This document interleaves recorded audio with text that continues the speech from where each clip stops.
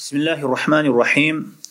Peygamberimiz sallallahu aleyhi ve sellem Muaz ibn Cebel radıyallahu anh'unu Yemen'e жіберіп жатып, ağa davat işinde en manülü нәрселерді buyurup, mına ошол hadiste айтқан жери, дағы bir айтқан bir sözü Peygamberimiz sallallahu aleyhi ve sellem айтады Muaz ibn Cebel'ге. Бұл барыбызға тиіштүү, hadisті қысқартып айтабыз.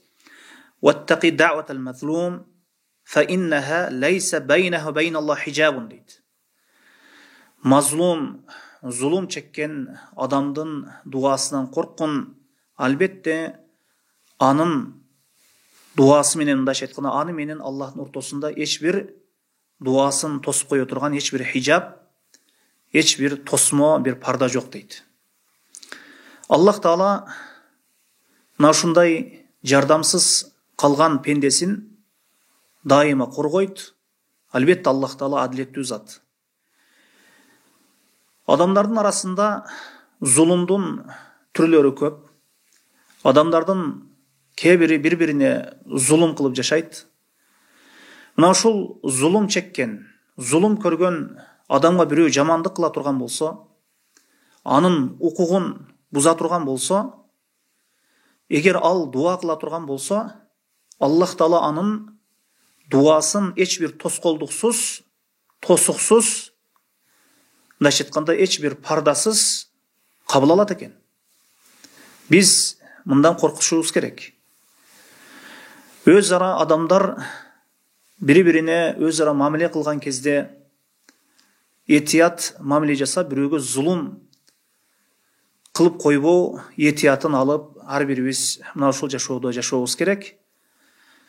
Мына ушул зұлым чеккен адамға, зұлым көрген адамға кимдир бирөө жамандык кыла турган болсо, эгер ал дуа кыла турган болсо, Аллах Таала дуасын кабыл алат экен.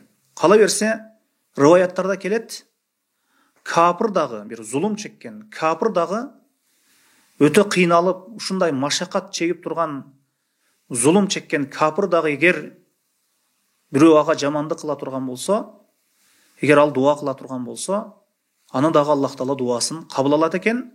Кала берсе, анын капырлыгы дагы дуасын тосуп койбойт экен.